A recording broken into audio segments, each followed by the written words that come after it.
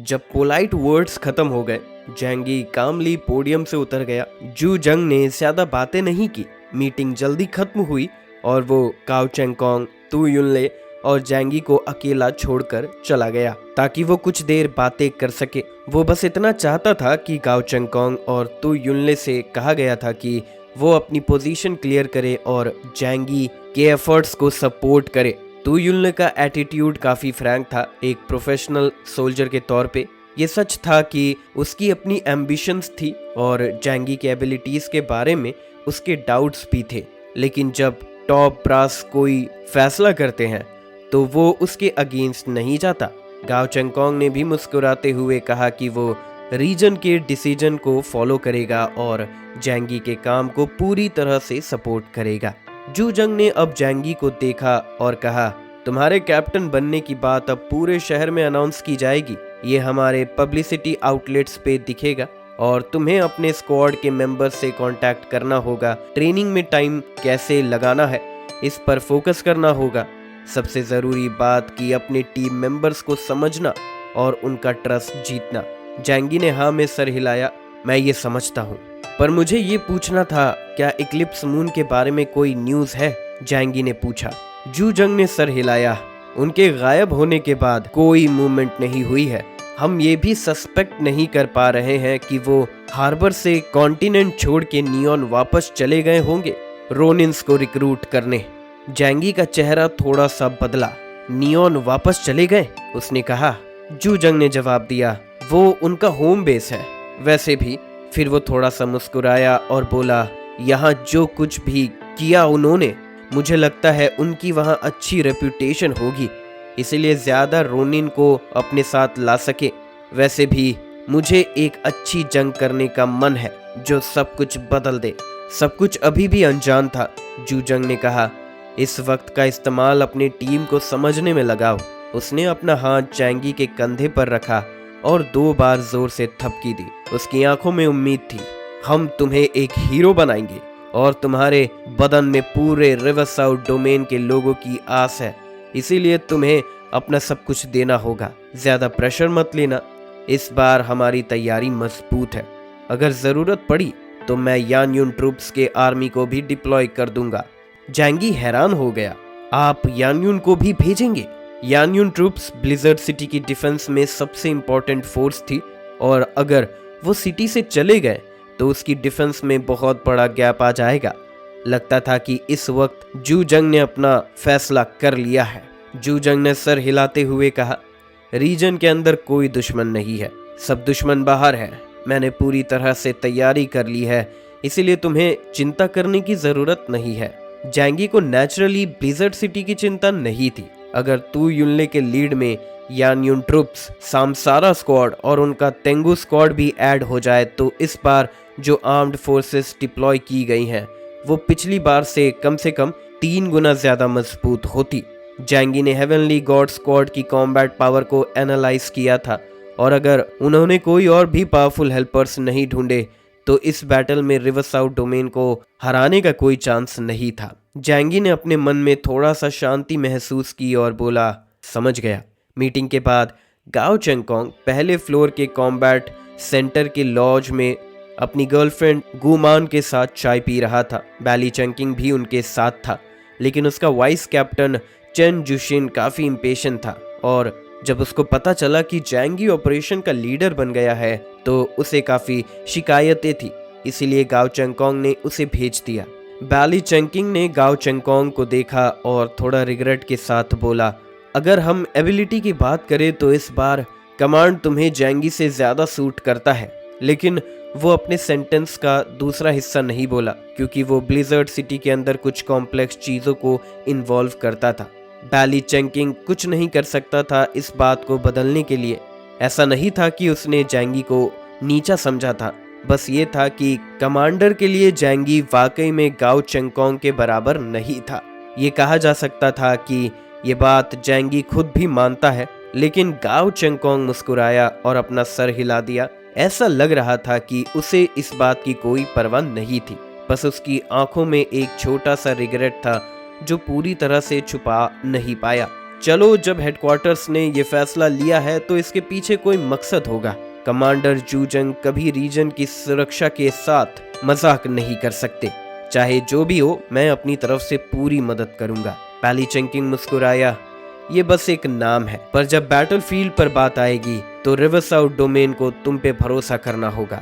गुमांग की आंखों में एक थोड़ी सी परेशानी दिखाई देने लगी। पर यह टाइटल बहुत जरूरी है। बैली चंकिंग का चेहरा थोड़ा होपलेस था। हाँ, ये टाइटल जरूरी है। एक बड़ी सेना का नेतृत्व करना और नियॉन रोनिन ऑर्गेनाइजेशन को सीधा फेस करना, ऐसे रेपुटेशन से कोई भी जल्दी राइज कर सकता है। ब्लिजर्ड सिटी में उसका नाम हो सकता है और वो पावर सेंटर में एंटर करने का चांस पा सकता है। पर वो ऐसा इंसान नहीं है जो सिर्फ अपने रेपुटेशन के लिए जीतता हो, और ब्लिजर्ड सिटी के सेंटर में घुसने में उसकी कोई रुचि नहीं है, बैली चंकिंग ने समझाते हुए कहा। गाओ चेंगकोंग मुस्कुराया। शायद इसीलिए उनको चुना गया। जैंगी ने अपनी बात जू जंग के साथ खत्म करके यान शिनशिन को उठाया, जो फ्लावर को पकड़ के रखे थे, और दोनों साथ में नीचे जाना शुरू करते हैं। जब वो फर्स्ट फ्लोर पर आए तो बैली चंकिंग, जो काफी देर से वहां इंतजार कर रहा था, जल्दी से हाथ हिलाया। हे जैंगी, इधर आओ। जैंगी ने गाओ चेंगकोंग और गुमान को देखा और उसने सोचा कि उनका एटीट्यूड क्या होगा। गाओ चेंगकोंग के दिल में जरूर कुछ ना कुछ निराशा थी, और शायद वो जैंगी के खिलाफ कुछ रिजेंटमेंट भी रखता हो। जैंगी भी पूरी तरह प्रिपेयर्ड था, पर इक्लिप्स मून को घेरने का प्लान सामसारा स्क्वाड के हेड के साथ एक्सचेंज के बिना नहीं हो सकता था। जैंगी उनके पास गया और मुस्कुराते हुए कहा, कैप्टन गाओ, मिस गुमान, आपसे मिलकर अच्छा लगा। जब गाओ चेंगकोंग ने जैंगी को देखा, उसका चेहरा पोलाइट स्माइल के साथ खिल गया। उसने अपना हाथ बढ़ाया और कहा, जैंगी, कॉन्ग्रेचुलेशंस, तुम तेंगू स्क्वाड के कैप्टन बन गए हो। अब से हम पार्टनर्स हैं, तो मुझे अपना गाइडेंस देना। जैंगी ने देखा कि गाओ चेंगकोंग का एटीट्यूड काफी अच्छा था, इसीलिए उसने नेचुरली अपना हाथ बढ़ाया और कहा, मेरे कैप्टन का पोजीशन सिर्फ टेम्पररी है। मिशन कंप्लीट करने के बाद मैं अपनी सीट छोड़ दूंगा। अगले ऑपरेशन के लिए कैप्टन गाओ की मदद की जरूरत पड़ेगी। गाओ चेंगकोंग ने मुस्कुराते हुए कहा, बिल्कुल, कोई बात नहीं। तुम आज फ्री हो? मैं तुम्हें डिनर पर बुला रहा हूँ। हम अपने फ्यूचर कॉपरेशन के बारे में बात कर सकते हैं। जैंगी मान गया और उसका ऑफर एक्सेप्ट करते हुए उसका शुक्रिया अदा किया। गाओ चेंगकोंग ने उन्हें एरिया के एक अच्छे रेस्टोरेंट में डिनर करवाया। गाओ चेंगकोंग ने अपने विजिट का रीजन सीधे तरीके से समझाया। मुझे कमांडर यू से कैप्टन जैंगी के बारे में पहले ही न्यूज़ मिल गई थी। इक्लिप्स मून के म्यूटेंट्स में कुछ लोग फ्यूचर प्रेडिक्ट कर सकते हैं, जबकि जैंगी दूसरे लोगों के एबिलिटीज को ब्लॉक कर सकते हैं। इसीलिए मैं इस चीज का यूज करके एक बैटल प्लान बनाने का सोच रहा हूँ, क्योंकि मुझे लगा है कि हेवनली गॉड स्क्वाड के इक्लिप्स मून के हाथ डिफीट होने का सबसे बड़ा रीजन ये था कि उनको हमारे सारे एक्शंस पता थे। मैं वही गलती दोबारा नहीं करना चाहता, इसीलिए मैं चाहूंगा कि आप इस एरिया में हमारी मदद करें ऑपरेशन के दौरान। जैंगी ने यह सुनकर सर हिला दिया और कहा, मैं कोई ऐसा म्यूटेंट नहीं हूं जो अच्छा अटैकर हो। कमांडर ने मुझे टीम लीड करने के लिए चूज किया था, क्योंकि मैं एक स्टीडी इंसान हूं और मुझे अपोनेंट के प्रोफेसीज ब्लॉक करने का फैक्टर भी है। तो जब हम इक्लिप्स मून से लड़ेंगे, हम आप लोगों पर कॉम्बैट पावर का भरोसा करेंगे। गाओ चेंगकोंग थोड़ा मुस्कुराया। कोऑपरेशन का प्रीमाइज है म्यूचुअल अंडरस्टैंडिंग, और हम एक दूसरे के एबिलिटीज को अच्छे से नहीं समझते। उसने अपना व्हाइट वाइन का ग्लास रखा और कहा, तो चलिए मैं अपनी एबिलिटीज इंट्रोड्यूस करता हूँ। जैंगी की आंखों में सरप्राइज दिखाई दी। गाओ चेंगकोंग अपनी एबिलिटीज रिवील करने वाला था। ये हर म्यूटेंट का सबसे इम्पोर्टेंट सीक्रेट होता है, और क्लोज रिलेटिव्स को भी उसके बारे में नहीं पता होता। ये एम्बैरसमेंट है, ये आपका प्रीशियस सीक्रेट है, जैंगी ने पोलाइटली कहा। लेकिन अनएक्सपेक्टेडली गाओ चेंगकोंग ने कहा, असल में मेरी एबिलिटीज कोई सीक्रेट नहीं है। जैंगी के सस्पिशियस एक्सप्रेशन को देखते हुए गाओ चेंगकोंग ने एक्सप्लेन किया, ब्लिजर्ड सिटी में हमारे पास म्यूटेंट्स के बारे में पूरी इंफॉर्मेशन होती है, खास करके हमारे कैप्टन्स के बारे में। हायर अप्स के लिए कोई सीक्रेट नहीं है। सब लोग एक ही जगह काम करते हैं और अक्सर एक दूसरे से मिलते हैं। कभी कभी लड़ाई और कॉपरेशन के मौके भी मिलते हैं, तो सब कुछ सीक्रेट रखना मुश्किल है। वैसे भी मेरी एबिलिटीज थोड़ी स्पेशल हैं, अगर ये डिस्कवर भी हो जाए तो मुझे कोई टेंशन नहीं है। जब गाओ चेंगकोंग ने ये कहा, जैंगी ने अपनी नजर बैली चंकिंग पर डाली जो उसके पास बैठा बिना नोटिस किए। बैली चंकिंग हंस के बोला, मैं इस बात की गवाही दे सकता हूँ, ये सच है। एक ऐसी एबिलिटी जो तुम्हें लोगों को बताने का डर ना हो। जैंगी थोड़ा इंट्रूग्ड हो गया और सच में बियान जुनवू और डैंग शेंगतोंग की एबिलिटीज भी कुछ ऐसी ही थी, क्योंकि वो बहुत पावरफुल थे। अगर आप उनकी एबिलिटीज के बारे में जाने भी तो उन्हें थोड़ा मुश्किल होता जब तक आपके पास उस लेवल की एबिलिटी ना हो। मैं तो पूरी तरह से सुन रहा हूँ, जैंगी ने कहा। गाओ चेंगकोंग मुस्कुराया और अपने एबिलिटीज के बारे में बताया। मेरी एबिलिटी है reincarnation, code name death is reincarnation. हाँ, ये रीइंकार्नेशन स्क्वाड का वर्जन है। मैं जब मर जाता हूँ तो मैं अपनी मौत से पहले किसी भी टाइम पीरियड में री इनकारनेट हो सकता हूँ। वैसे टाइम पीरियड का थोड़ा सीक्रेट रखना चाहता हूँ अभी, लेकिन जनरल तौर में मैं मर नहीं सकता और मैं री इनकारनेशन के थ्रू एडवांस में इंफॉर्मेशन कलेक्ट कर सकता हूँ। इससे मैं खुद को डेंजर से बचा सकता हूँ और अपने अपोनेंट्स के बारे में इफेक्टिव इंफॉर्मेशन इकट्ठा कर सकता हूँ। जैंगी ने ये सुन के गहरी सांस ली। ये भी एक ऐसी एबिलिटी वाला यूजर है जो मर नहीं सकता। पहले एक फीनिक्स रेन था, अब ये रीइंकार्नेशन वाली एबिलिटी यूजर आ गया। क्या हो रहा है? आइस एज के शुरुआत से ये अब कैप्टन लेवल के लोग एक मॉन्स्टर के बारे में ही निकल रहे हैं। बैली चंकिंग ये सुन के अपने आप को रोक नहीं पाया और बोला, तुम भी वैसे ही हो। गाओ चेंगकोंग मुस्कुराया और जैंगी को देखा। मेरी एबिलिटी एक सेंस में दूसरे पार्टी के प्रोफेसीज को सरकमवेंट कर सकती है। उसने अपना हाथ टेबल पर रखा, कॉन्फिडेंट होते हुए बोला, मैंने उनकी एबिलिटी को स्टडी किया है। हाँ, कॉज और इफेक्ट का लॉ इन्वॉल्व है, लेकिन उनकी प्रोफेसीज का स्कोप लिमिटेड है। अगर ऐसा नहीं होता तो फीमेल निंजा को डैंग शेंगतोंग के हाथ मरना न पड़ता और तुम वो 4 लोग नहीं मार सकते थे। इसीलिए उनकी एबिलिटीज ओमनीसेंट नहीं है। अगर मैं उनसे एनकाउंटर करता हूँ तो मैं पहली अपॉर्चुनिटी पर उनकी एबिलिटीज और टैक्टिक्स को टेस्ट कर सकता हूँ, फिर साइकिल को ट्रिगर करके स्ट्रैटेजी चेंज कर सकता हूँ उनके अगेंस्ट।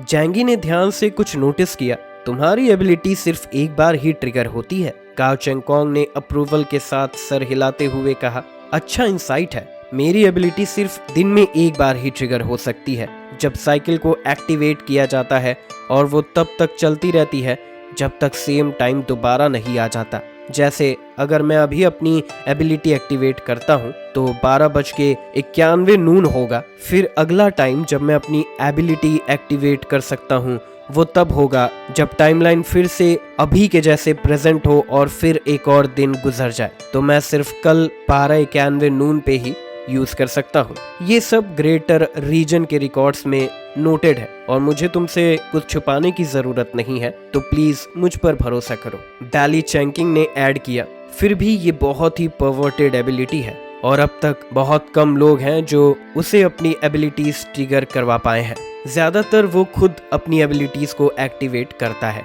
जैंगी ने समझदारी से सर हिलाते हुए कहा, तो दूसरे शब्दों में तुम्हारी एबिलिटीज यूज ना करते हुए भी तुम खुद भी काफी स्ट्रांग हो।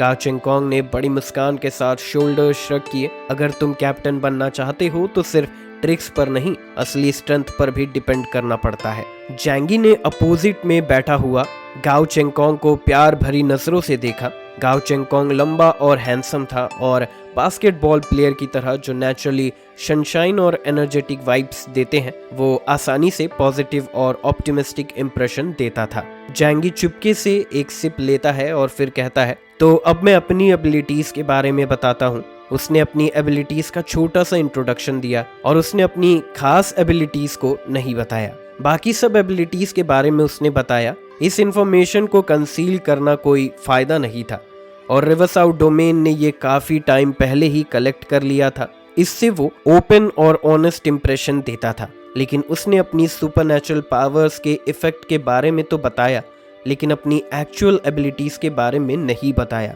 जैसे डिवाइन माइट की डिस्ट्रक्टिव पावर कितनी है और डायमेंशनल गेट मैक्सिमम कितना अटैक एब्जॉर्ब कर सकती है, या स्पेस शफल की डिस्टेंस क्या है। ये सब उसने नहीं बताया। वो अच्छे से जानता था कि ये एबिलिटी बिल्कुल वैसी ही है जैसे वो स्पेयर स्किल और अपनी सुपरनैचुरल पावर्स की स्ट्रेंथ को कंसील करना। गाओ चेंगकोंग ने भी अपनी एबिलिटीज के बारे में उससे कुछ छुपाया था। सिर्फ एबिलिटीज की कैरेक्टरिस्टिक जानना काफी नहीं होता। जब तक उसकी स्पेसिफिक डिटेल्स नहीं पता चलती तुम उससे कुछ नहीं कर सकते। गाओ चेंगकोंग ने भी ये नहीं बताया कि डेथ इज रीइंकार्नेशन एबिलिटी कितनी देर तक यूज की जा सकती है बिफोर रिटर्निंग टू डेथ। गाओ चेंगकोंग और जैंगी कुछ देर के लिए चुप रहे। जैंगी की एक्सप्लेनेशन सुनने के बाद, क्योंकि जो इन्फॉर्मेशन जैंगी ने दी थी उससे बस ये पता चलता था कि जैंगी एक ऐसा म्यूटेंट है जो डिफेंस में अच्छा है। अगर डिफेंस को 10 माना जाए तो अटैक सिर्फ 1 हो सकता है।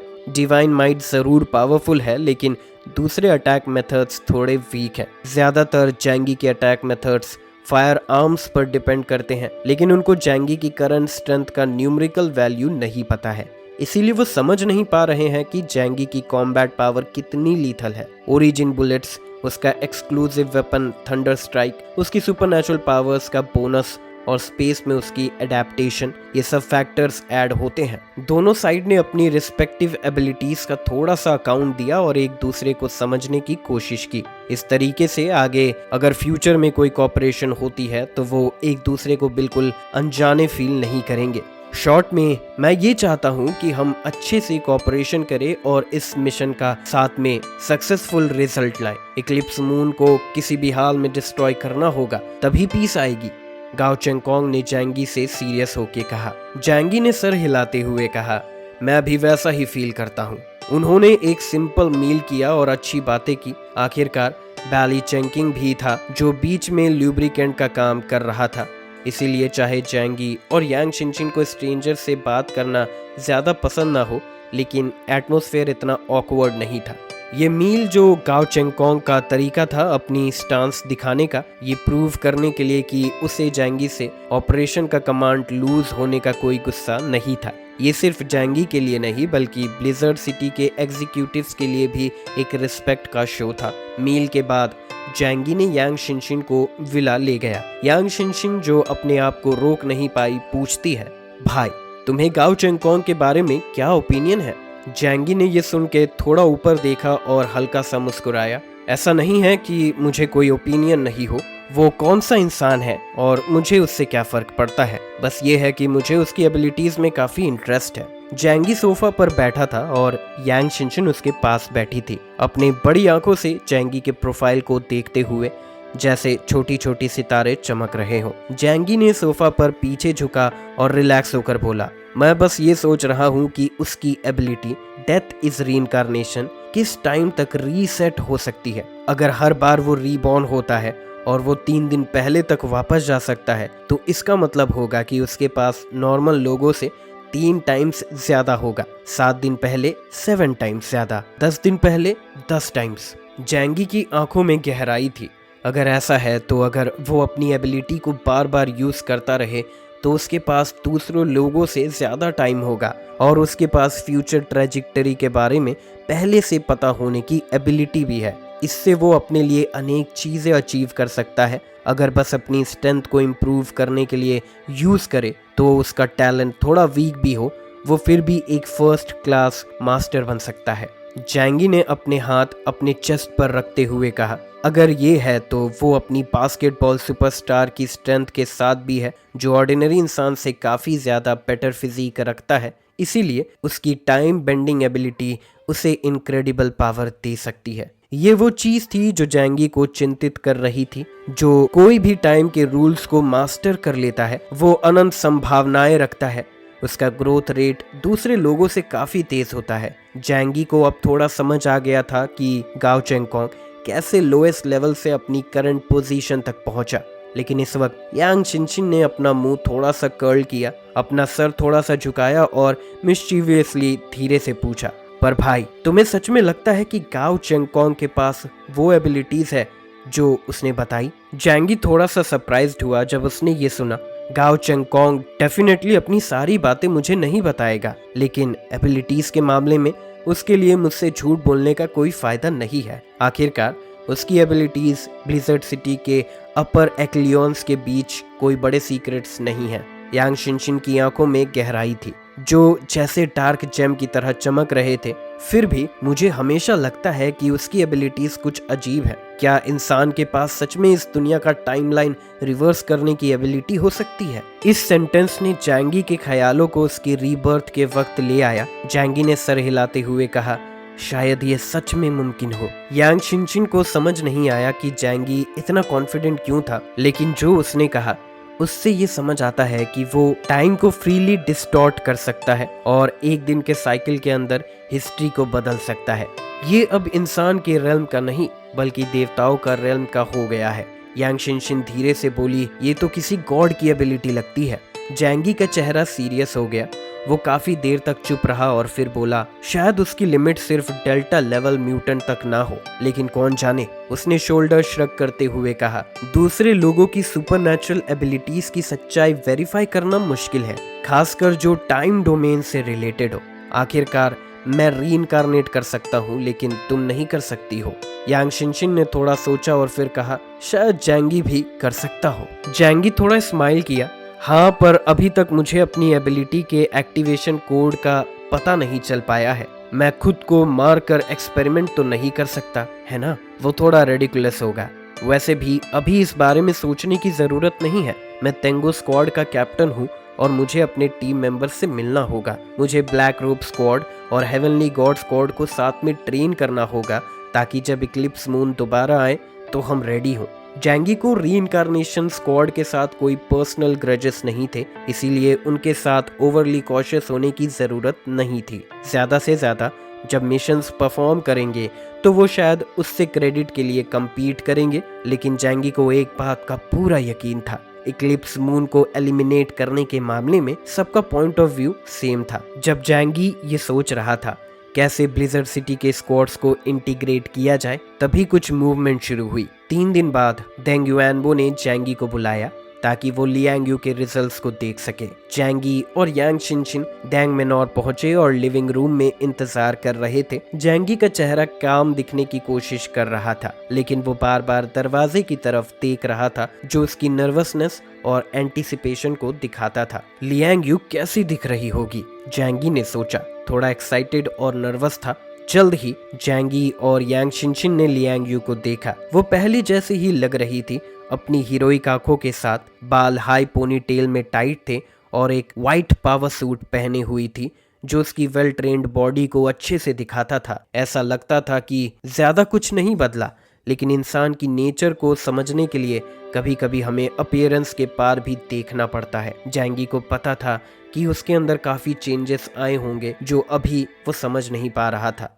जब उसने लियांग यू को देखा, शिंगशिंग एक्साइटेडली दौड़कर उसके पास गई और अपने टीचर को हक कर लिया। टीचर लियांग, आप ठीक हो? जबकि जैंगी भी चाहता था कि वो एक्सपेरिमेंट के बारे में लियांग यू से बात करे। उसने देखा कि देंग युआनबो और उसका बटलर उसके पास खड़े थे, तो उसने अपनी खुद की अर्ज को रोका। धीरे धीरे वो लियांग यू के पास गया और पूछा, तुम कैसी हो? सब ठीक है ना? लियांग यू ने ऊपर देखकर जैंगी की आंखों में आंखें डाली, थोड़ा मुस्कुराई और बोला, मैं बिल्कुल फिट हूँ। मुझे मिस्टर देंग का शुक्रिया अदा करना चाहिए। जैंगी ने सोचा, लगता है लियांग यू की ताकत काफ़ी इम्प्रूव हो गई है। वहाँ अभी बाहर के लोग भी थे, इसीलिए उसने ज़्यादा डिटेल में नहीं पूछा, बस मुस्कुराया और देंग युआनबो को देखा। Mister Deng, thank you. Deng Yuanbo ने हल्की सी मुस्कान दी और बोला, ये तो हमने पहले ही डिसाइड किया था। मैंने कहा था अगर तुम इक्लिप्स मून को हटा पाओगे तो हम दोनों को फायदा होगा। जैंगी ने हंसकर कहा, अगर आपने ये कहा है तो मैं अब ज्यादा रुकूंगा नहीं। लियांग यू को देखते हुए जैंगी ने सोचा, अगर मैं अपने सभी लोगों को देंग फैमिली के ट्रांसफॉर्मेशन प्रोसेस से गुजरने के लिए मना पाऊं तो क्या मेरी टीम का ओवरऑल स्ट्रेंथ कई लेवल्स तक बढ़ नहीं जाएगा? ये सोचकर जैंगी ने कहा, अगर देंग युआनबो को मेरी मदद चाहिए तो मैं मदद करने के लिए तैयार हूँ। देंग युआनबो ने सुन के मुस्कुराया और उस वक्त बटलर जो उसके साथ खड़ा था उसने उनकी तरफ से एक्सप्लेन किया, मिस्टर जैंगी, शायद आप समझ नहीं पाए होंगे, किसी म्यूटेंट की ताकत बढ़ाने के लिए हमें काफ़ी रिसोर्सेज की ज़रूरत होती है और ये एक्सपेरिमेंट का प्रोसेस हर कोई नहीं झेल सकता। जैंगी ने समझा और कहा, समझ गया, मैंने जाना था कि ये सिंपल नहीं होगा। डैंग युआनबो मुस्कुराते हुए बोला, हाँ, हम उन्हें मिस लियांग यू जैसा प्रोग्रेस शॉर्ट टाइम में नहीं दे सकते, लेकिन हम उनकी बॉडी और कुछ एबिलिटीज को इम्प्रूव कर सकते हैं। जैंगी ने हल्की सी मुस्कान के साथ कहा, मैं समझता हूँ और मुझे लगता है कि हम फ्यूचर में मिलकर काम कर सकते हैं। डैंग युआनबो और जैंगी ने कुछ कैजुअल बातें की और कोई डिमांड नहीं रखी। जैंगी बिल्कुल एक एनपीसी की तरह दिख रहा था जो बस बफ्स दे के जा रहा हो, लेकिन जैंगी इस बात को अंडर एस्टिमेट नहीं कर रहा था। ये पुराना फॉक्स उससे कई ज्यादा पावर गेम्स खेलना जानता था। जैंगी ने एक एक्सक्यूज बनाकर अपने लोगों के साथ वहां से निकल लिया। डैंग युआनबो ने उन्हें रोकने की बजाय गर्म जोशी से लैंचिन को उन्हें बाहर तक छोड़ने के लिए कहा। उसने डैंग फैमिली की कार भी बुलवाई ताकि उन्हें उनकी जगह वापस ले जाए। जाने से पहले उसने जैंगी को एक सोने का पेन दिया और बोला, ये डैंग शेंगतोंग की जिंदगी का एक रलिक है। अगर तुम इसे अपनाओ तो हेवनली गॉड स्क्वाड के मेंबर्स को इंटीग्रेट करना तुम्हारे लिए आसान हो जाएगा। जैंगी को लगा कि डैंग युआनबो ने सच में हर चीज का ख्याल रखा है, लेकिन जैंगी के लिए अपने कुछ सबॉर्डिनेट्स को टेम करने के लिए किसी की मदद की जरूरत नहीं थी। डैंग फैमिली का ड्राइवर उनके साथ था, इसीलिए जैंगी ने लियांग यू से ज्यादा सवाल नहीं किए। पर घर पहुंचने के बाद जैंगी ने रुक कर पूछा, डैंग फैमिली का एक्सपेरिमेंट किस बारे में था? तुम्हारा अब कौन से लेवल की स्ट्रेंथ है? क्या तुम्हें कोई फिजिकल डिस्कम्फर्ट फील हो रहा है? जैंगी के चेहरे पर इंतजार और परेशानी का दिखावा देखकर लियांग यू थोड़ा मुस्कुराई और बोला, एक्सपेरिमेंट काफी अजीब था। मुझे एक ट्रांसपेरेंट प्लेक्सी ग्लास चेंबर में डाल दिया गया था, फिर मुझे कुछ दवाइयाँ इंजेक्ट की गई थी और कुछ बहुत अजीब ऑपरेशंस किए गए थे। जब लियांग यू को एक्सपेरिमेंट के प्रोसेस की याद आई तो उसके जिस्म में एक ठंड का एहसास हुआ और वो अचानक कांप गई। मुझे लगा जैसे मैं लिटरली दोबारा जन्म ले रही थी। 3 दिन के दौरान मेरी स्किन पूरी तरह से रिप्लेस हो गई थी और मेरे खून और इंटरनल ऑर्गन्स में भी काफ़ी बदलाव आए हैं। इस दौरान मुझे जागना पड़ रहा था और ये वो एहसास था जो किसी के लिए भी सहना मुश्किल हो सकता है। लियांग यू का चेहरा काफी सीरियस था। शिनशिन उसे देखते हुए सीरियस होकर सवाल पूछती है, क्या ये इतना दर्दनाक था? लियांग यू ने हाँ में सर हिलाया। अगर किसी की फिजिकल फिटनेस कमजोर हो या उसकी विल पावर वीक हो तो वो बीच में ही एक्सपेरिमेंट के दौरान या तो मर सकता है या फिर मेंटल ब्रेक डाउन हो सकता है। शिनशिन अपने आप को नहीं रोक पाई और धीरे से अपने टीचर लियांग यू को गले से लगा लिया। टीचर लियांग, मुझे नहीं पता था कि आपको इतनी मुश्किलें झेलनी पड़ी हैं। शिनशिन की आवाज़ में बहुत कंसर्न था। उसे अपने सिंपल और काइंड टीचर का बहुत इज्जत था। जैंगी चुप हो गया।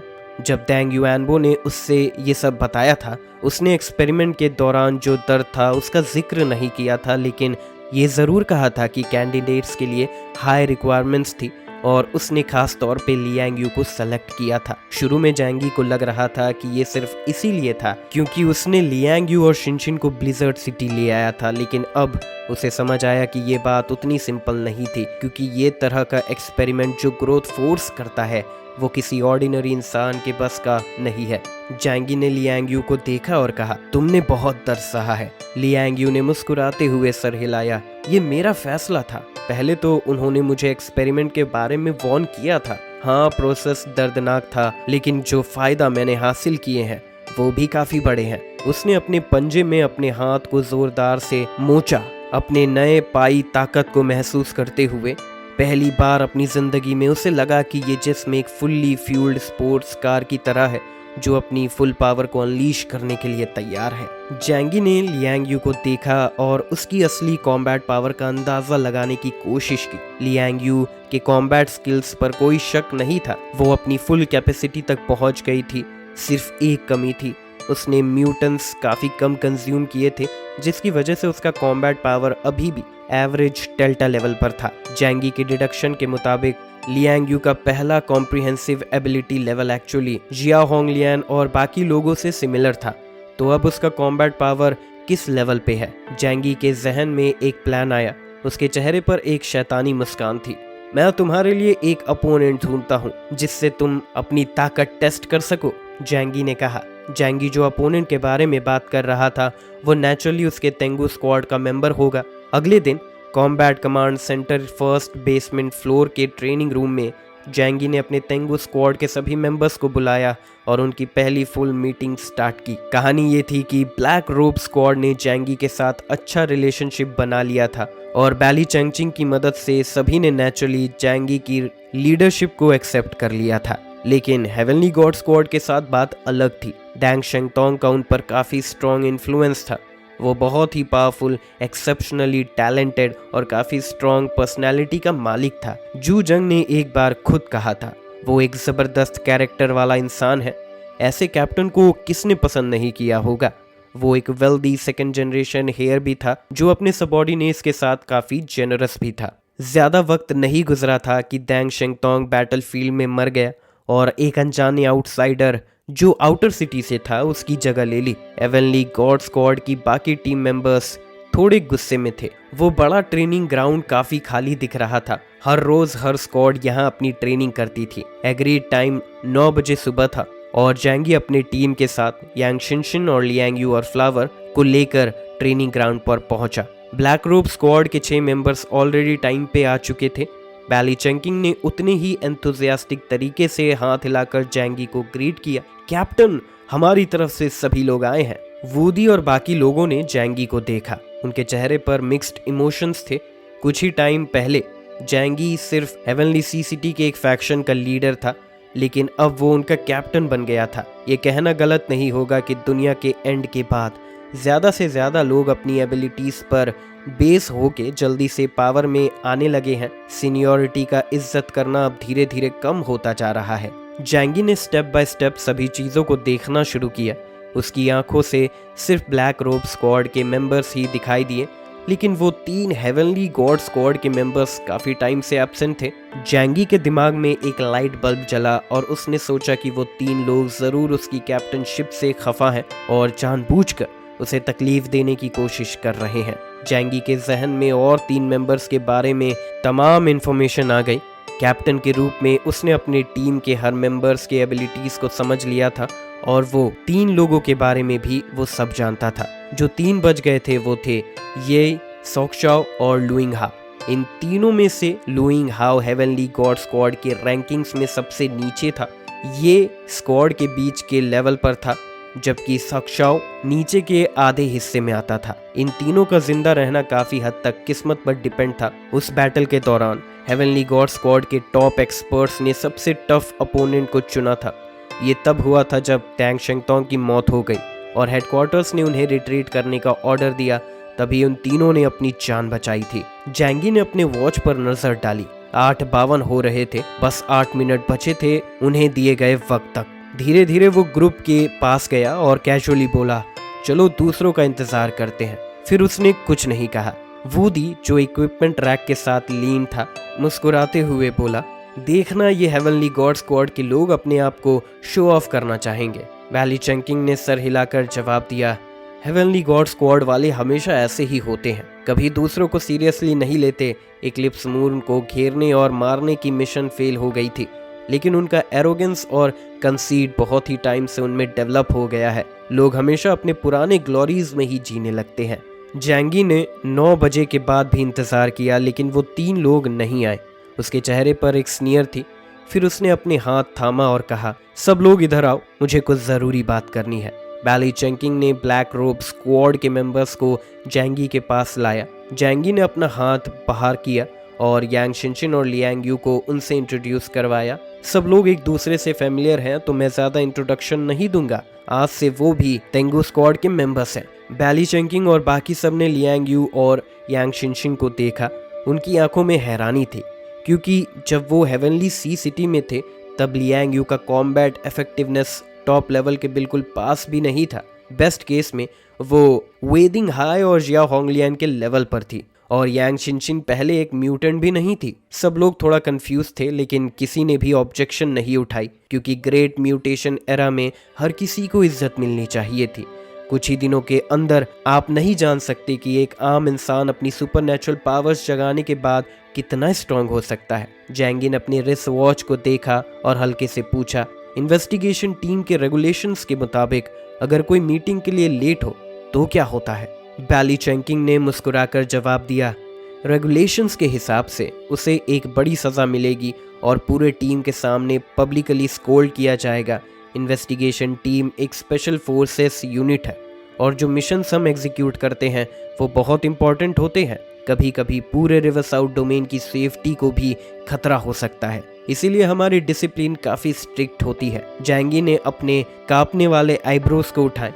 तो ये काफ़ी सवियर पनिशमेंट है उन तीनों के लिए जो लिस्ट पर थे लेकिन नहीं आए। चलो हम इसको फॉलो करते हैं। ब्लैक रोब स्क्वाड के मेंबर्स एक दूसरे को देखते हुए ग्लोटिंग एक्सप्रेशन के साथ सोच रहे थे, क्योंकि रूल्स के हिसाब से अगर किसी को 2 मेजर डीमेरिट्स मिलते हैं तो वो इन्वेस्टिगेशन स्क्वाड से एक्सपेल हो जाता है। ये जैंगी अपने पहले दिन पे कैसा खेल खेल रहा है, उन्होंने सोचा। लेकिन बैली चंकिंग ने गहरी आवाज में कहा, हाँ, डिसिप्लिन होना जरूरी है। एक बार वायलेशन हो गया तो उसका कोई जस्टिफिकेशन नहीं होता, सजा मिलनी ही चाहिए।